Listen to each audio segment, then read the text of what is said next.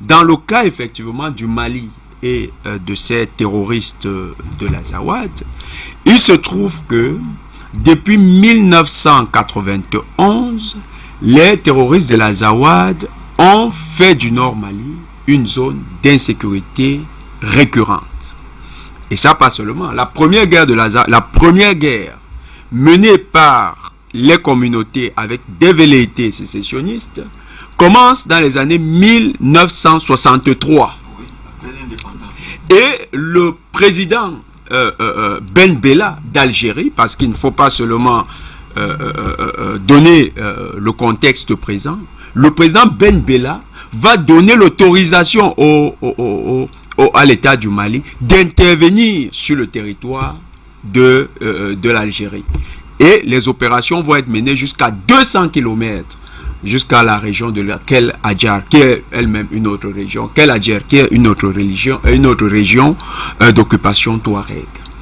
Et les autorités algériennes vont convenir ainsi avec les autorités maliennes dans une bonne entente. Seulement, l'Algérie va être confrontée à un autre problème qui va être fabriqué par la France pour prendre sa revanche sur le gouvernement algérien. C'est la montée d'un groupe qui s'appelle le GSPC, qui est un groupe terroriste. C'est de là que vient le fameux Al-Morabitoun, le terroriste qui va Belmokhtar, le GSPC. Et la question du GSPC va amener les autorités algériennes à s'intéresser davantage à la question touareg. Pourquoi? Parce que les Touaregs occupent une bonne partie de la région du Hogar en Algérie, et ils vont jusqu'au Kel Adjer avec le Fezzan, la province du Fezzan en Libye, et ils redescendent, par exemple les fameuses montagnes du Tibesti, on retrouve encore et ils redescendent jusqu'à Agadez au Niger, et ils descendent jusqu'à Tombouctou au Mali. Vous voyez que c'est une grande région. Et les Algériens vont se rendre compte que les combattants du GSPC, davantage vont trouver refuge dans les Ifogas, qui sont en partie en Algérie et le Mali. Donc, ils vont se dire, si on ferme l'œil sur ce dossier, ça risque de devenir une épée de Damoclès sur la sécurité de l'Algérie. Donc, l'Algérie va prendre fait et cause désormais et va s'intéresser davantage à la question touareg. Or, en 1991, les Algériens vont parrainer les accords de paix, parce que ce n'est pas le premier accord que les Algériens vont mettre sur pied. Il y a eu 5 guerres touareg, 5 depuis 1963.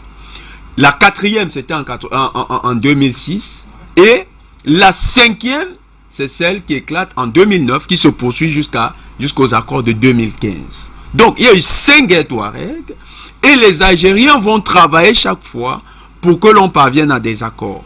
Sauf que à partir de 91, le GSPC donne à l'Algérie vraiment du tournis, parce que de 91 et puis en 99, la grande tourmente, parce que le GSPC va gagner en puissance, va créer une véritable rébellion dans le sud-est de l'Algérie. Les Algériens vont commencer à se poser une question: comment est-ce qu'on gère ce dossier? Ça devient une patate chaude.